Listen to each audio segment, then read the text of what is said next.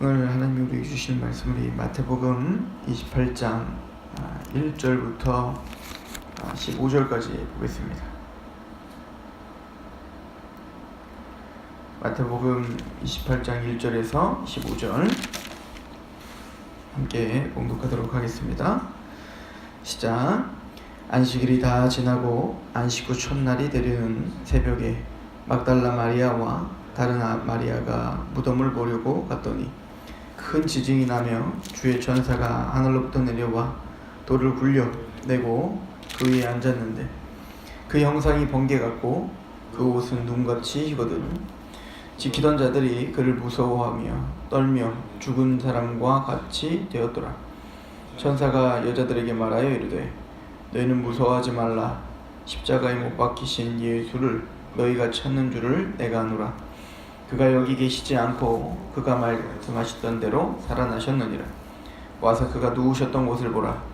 또 빨리 가서 그의 제자들에게 이르시되 그가 죽은 자 가운데서 살아나셨고 너희보다 먼저 갈릴리로 가시나니 거기서 너희가 배우리라 하라.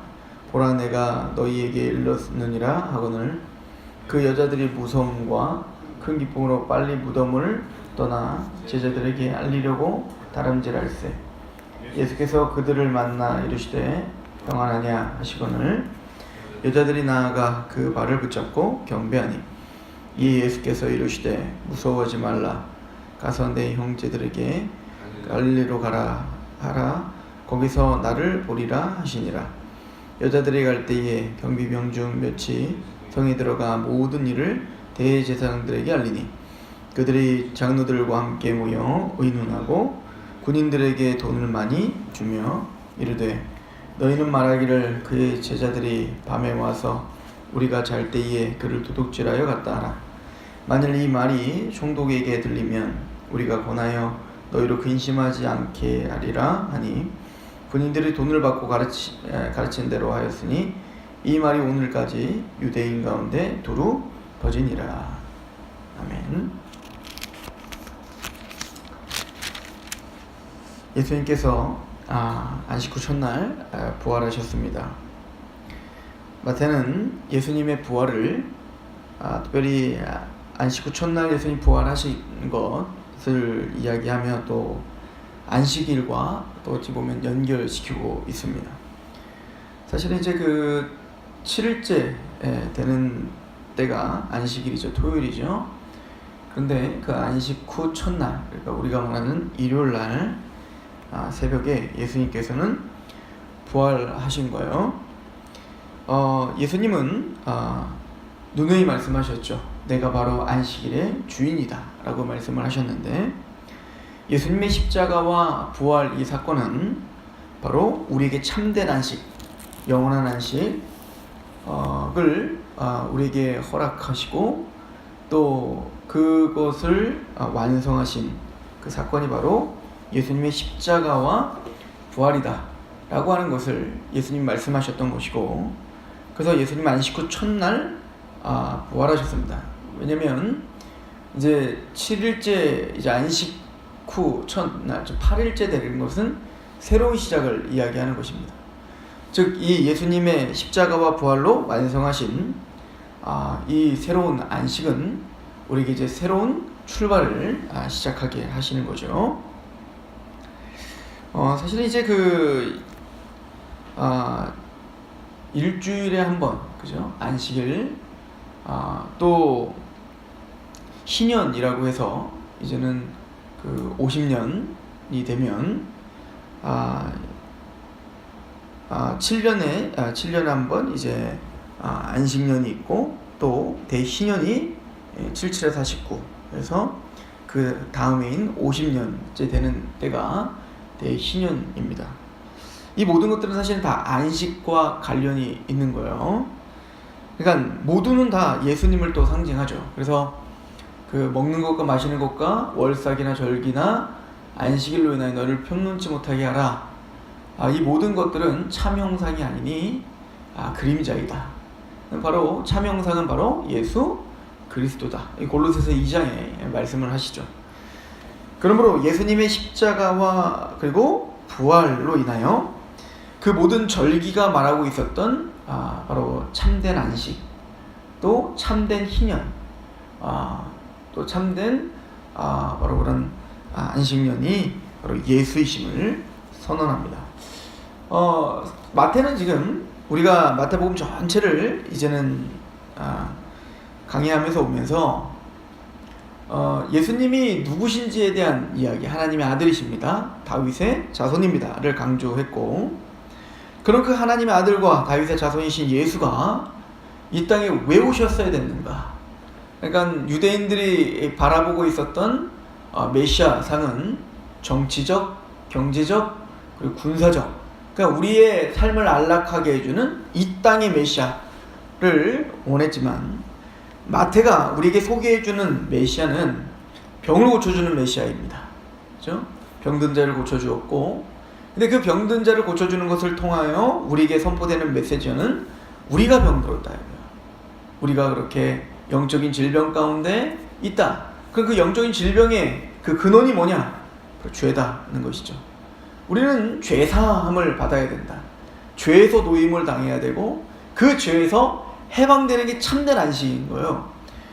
그러면 우리가 어떻게 이 죄 가운데 허덕일 수밖에 없게 됐는가? 바로 창세기 3장에서 아담이 타락한 이후에 바로 사단의 권세가 우리를 결박하고 있었다. 사단의 권세가 우리를 주장하고 있었다. 우리는 마귀의 자녀였다. 우리는 흑암의 권세였다. 이것이 사실은 이제 하는 거죠. 그러니까 참된 안식이란 죄와 사단의 권세에서 건져지는 것입니다. 그리고 이제 예수님의 재림으로 말미암아 영원히, 그리고 온전히 이제는 그 모든 죄와 사단의 속박에서 완전히 벗어지게 되는 것이죠. 그러면 이 모든 안식, 참된 안식의 확증이 뭐냐? 이게 바로 십자가에서 예수님이 우리의 모든 죄와 또 사단의 권세를 깨트리시기 위하여 십자가에서 죽으신 것, 그리고 그뿐만 아니라 3일 만에 부활하심으로 인하여 우리의 모든 죄와 사단의 권세에서 우리가 해방되고, 그리고 우리가 의인된 신분이 회복됐음을 선언하는 게 바로 부활인 것이죠. 그래서 이제 이 고린도전서 15장에 이 부활장이라고 하는 그에 보면, 예수님께서 다시 살아나신 일이 없었다면 너의 믿음이 헛되고 또 너희는 여전히 죄 가운데 있을 것이다, 이렇게 이야기를 하죠. 그러니까 예수님의 부활이 없다면, 예수님이 십자가에서 단번에 영원한 제사를 드리셨는데, 그 단번에 영원한 제사가 온전히 이루어짐을 우리는 알 수가 없는 겁니다.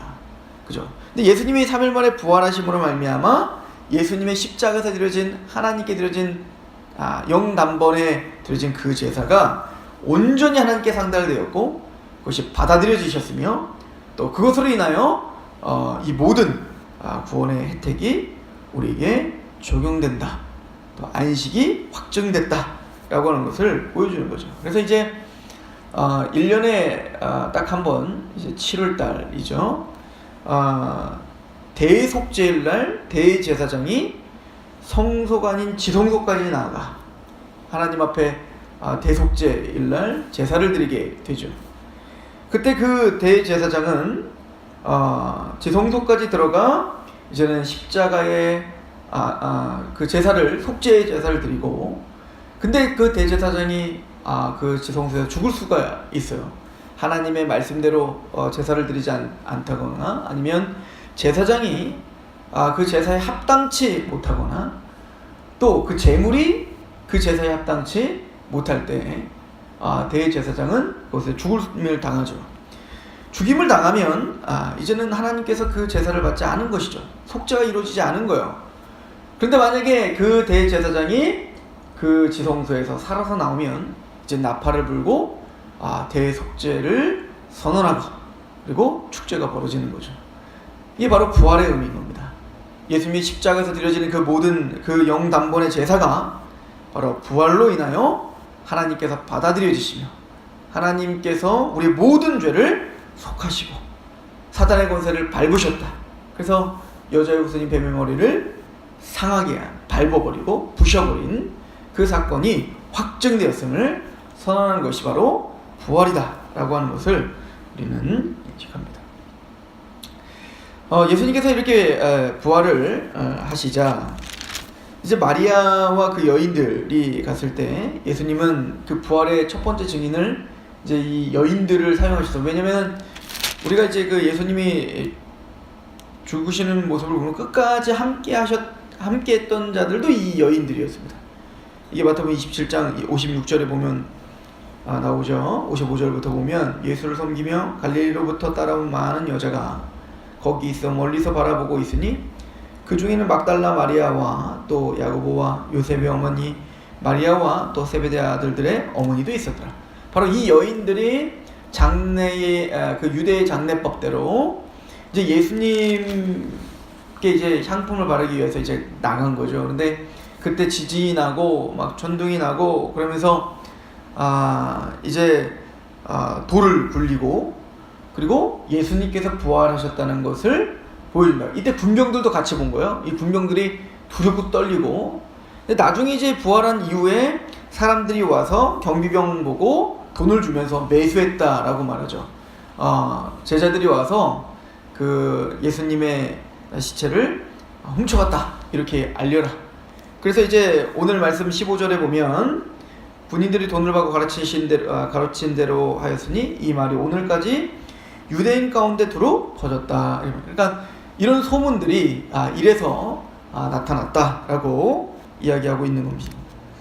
자, 오늘은 예수님이 그 부활의 의미, 우리에게 참된 안식을 주시는 것이다. 그래서 사실 로마서 그 4장에 보면 예수님께서 우리를 대신하여 내어줌이 되신 것, 즉 십자가를 짊어지신 것은 우리의 죄 때문이다 라고 이야기를 합니다.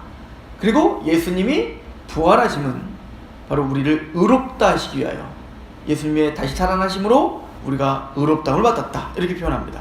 그러니까 예수님의 십자가는 우리의 죄와 사단의 권세에서 해방시켜 주시고 또 예수님의 부활로 인하여 우리가 의인됨을 확증하는 것이다 라고 이야기를 하죠. 그리고 예수님은 이 부활을 하시고 난 다음에 이 여인들에게 나타나셨습니다. 그리고 오늘 뭐라고 하냐면 평안하냐 라고 묻고 오늘 10절을 보시죠. 이에 예수께서 이르시되 무서워하지 말라. 가서 내 형제들에게 갈릴리로 가라 하라. 거기서 나를 보리라 하시니라. 이렇게 표현을 하죠. 예수님은 그 제자들에게 부활하신 다음에 물론 이것도 앞에서 이미 얘기했어요. 4장 15절 16절 거기 보면 이 갈릴리가 어떤 곳인지 이제 얘기하죠. 이것은 사실은 그 구약의 예언이 됐던 바로 이방인의 빛이 비추는 곳, 이게 바로 이 갈릴리 지역인데 제자들에게도 계속 말했어요. 내가 먼저 갈릴리로 갈 거다. 이 얘기를 부활한 후에 내가 먼저 갈 거다 이렇게 분명히 얘기를 하셨거든요. 그럼 왜 꼭 갈릴리로 가라고 했는가? 지금 예수님은 예루살렘에서 죽으시고 이제는 갈릴리 지방으로 다시 제자들 보고 먼저 가라고 하신 거거든요. 그곳에서 만나자라고 했습니다. 왜냐하면 아까도 말했지만 이 갈릴리 지역은 구약의 예언대로 바로 이방인의 빛이 비추는 곳입니다. 그래서 그곳에서 예수님이 첫 번째 사역을 하신 거예요. 그리고 더 나아가 이 갈릴리 지역은 제자들이 예수님께 부름받은 곳이었습니다. 그리고 마태는 예수님이 제자들을 부르면서 너희가 사람을 낚는 어부가 되리라 라고 말씀하셨다고요. 이제는 너희들이 고기를 잡아 너희의 생계를 유지하고 너희를 위해서 고기를 잡는 사람들이 아니라 이제는 하나님의 나라를 위해서 너희가 사람을 낚는 어부가 될 것이다. 이것이 너희의 사명이다 라고 사명을 주었던 그곳이 바로 갈릴리 지역이죠. 그런데 이것을 이제 요한복음 21장은 굉장히 자세하게 잘 설명하고 있어요. 거기 보면 제자들이 특히 베드로가 나는 다시 고기나 잡으러 간다 이렇게 하고 돌아갔다고요. 그러니까 갈릴리 지역에 가는 이유도 이 여인들이 제자들에게 갈릴리로 가 있으라 그랬더니 그 명령에 따라서 간 게 아니라 요한복음 21장에 보면 실망과 두려움과 죄송함과 이런 복합적인 어떤 실패의 경험을 갖고 우리는 아무 자격이 없고 쓸모가 없는 사람이구나, 예수님을 볼 면목도 없는 사람들이구나 라고 하는 것을 그런 어떤 실패감을 가지고 갈릴리로 간 겁니다. 예수님은 일부러 갈릴리로 가라고 한 거예요.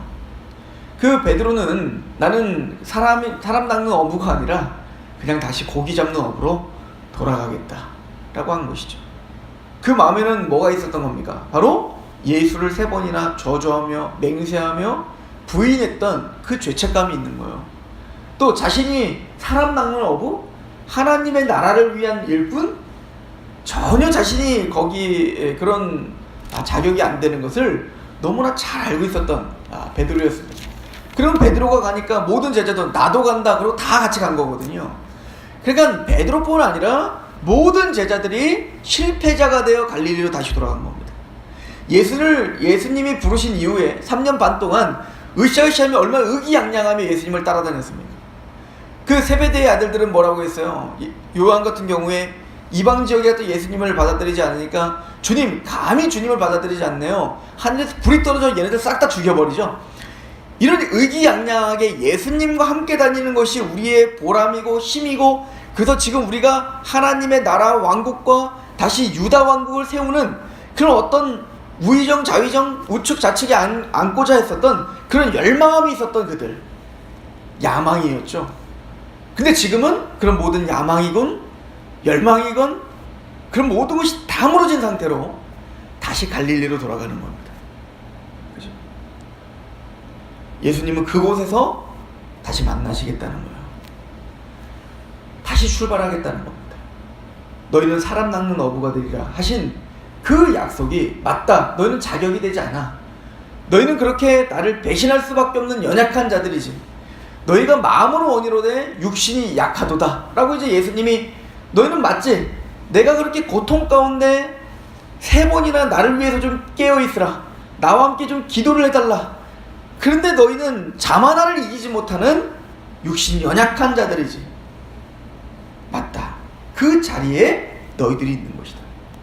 너희들은 다시 갈릴리로 돌아올 수밖에 없는 자들이다. 그러나 내가 너희를 처음 불렀던 그곳에서 내가 너희를 다시 부를 거다 이거예요. 나는 너희를 포기한 적이 없고 나는 너희의 자격을 보고 부른 적이 없다는 걸 확인시켜주러 가는 겁니다. 그래서 이제 예수님께서 베드로를 부르고 예수님은 이제 고기를 굽고 떡을 굽죠. 숯불을 펴서. 그럼 그 자리로 제자들을 불러 모읍니다. 다시. 그리고는 그 숯불 앞에서 베드로에게 3번 묻습니다. 네가 나를 사랑하느냐? 네가 나를 사랑하느냐? 네가 나를 사랑하느냐? 즉 3번 예수님을 부인했던 그 베드로에게 3번 사랑의 고백을 받아내심으로, 그리고 내 양을 먹이고 내 양을 치고 내 양을 먹이라. 즉 예수님의 그 핏값으로 사신 하나님의 백성들을 3번이나 예수님을 부인하고 저주했던 베드로에게, 자격 안 되는 베드로에게 맡기시는 겁니다. 이걸 누가복음에 한 얘기대로 시몬아 시몬아, 네가 사탄이 너를 밀가부르던 너를 청구했지만 나는 너의 믿음이 떨어지지 않도록 기도했다, 간구했다. 네가 넘어지고 다시 일어난 후에 너와 같이 넘어진 자를 일으켜 세우라. 제자들에게 바로 그것을 말씀하시기 위하여 갈릴리로 가라고 하신 겁니다. 내가 너희를 다시 부를 거다. 나는 너희를 포기하지 않았다. 처음부터 하나님은 너희를 자격이 되거나 너희들이 능력이 있거나 너희들이 뭔가 투철한 신념에 있는 사람이기 때문에 너희를 부른 것이 아니다.